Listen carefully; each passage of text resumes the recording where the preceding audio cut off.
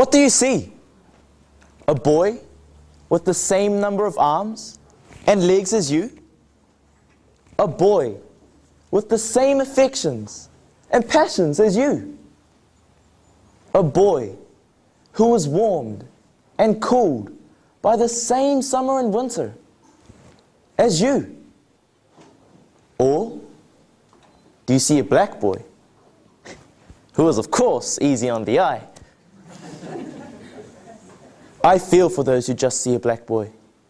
And for those who see easy on the eye, well, what can I say?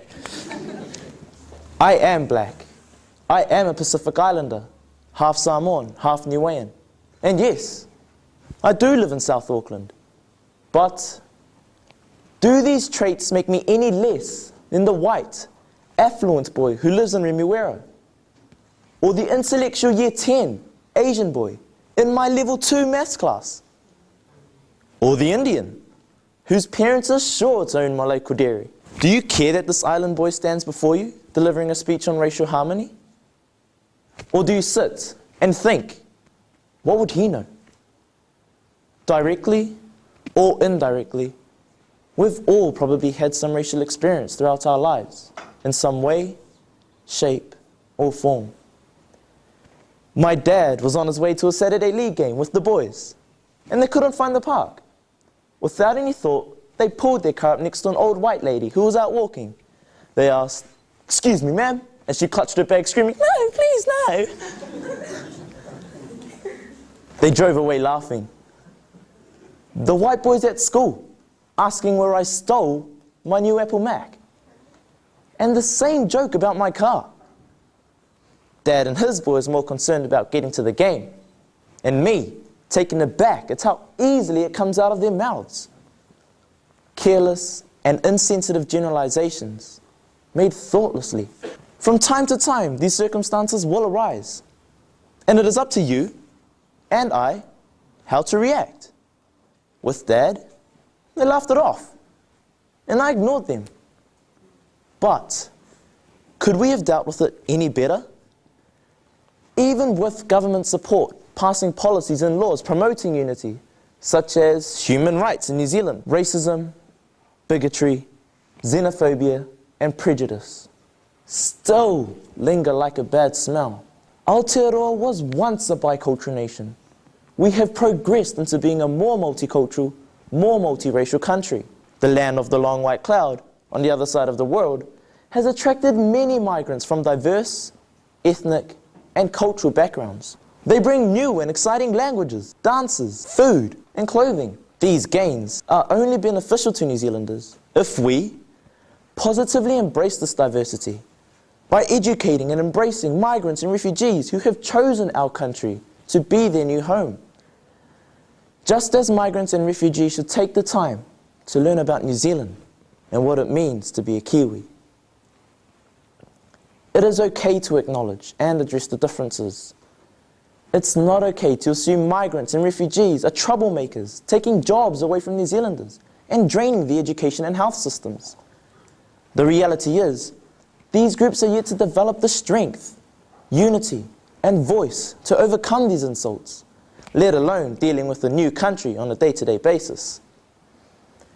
I have friends who are well off, reside in Remuera, own a batch. Yes, most of them are white. They own the latest of everything. The iPhone 4, the 500GB laptop with a processor that is Thunderbolt quick. Cars that start every day.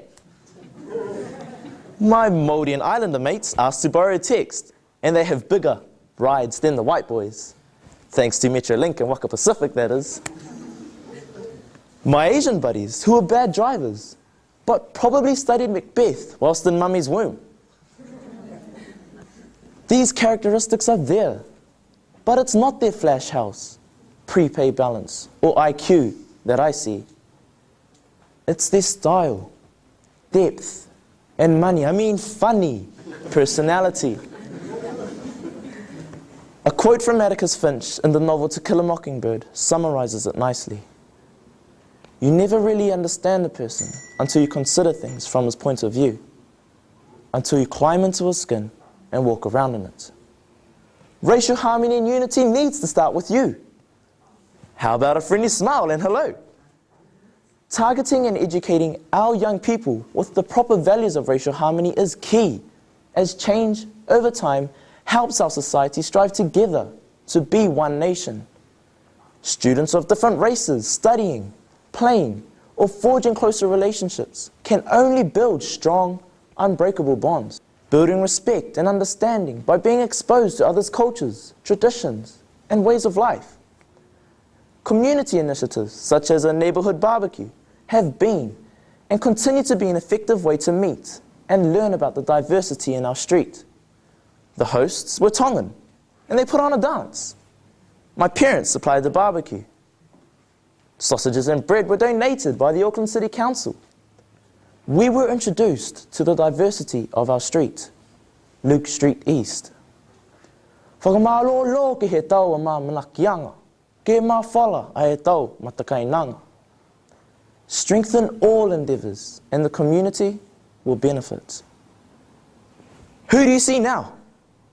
The boy that stands before you is still the same. Black, Pacific Islander, who is still easy on the eye, but is also a successful, determined young man who doesn't focus on difference, but respects and embraces all ethnicities. I put a challenge out to everyone here tonight.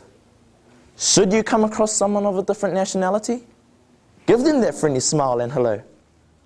You won't be surprised. You'll have the same response.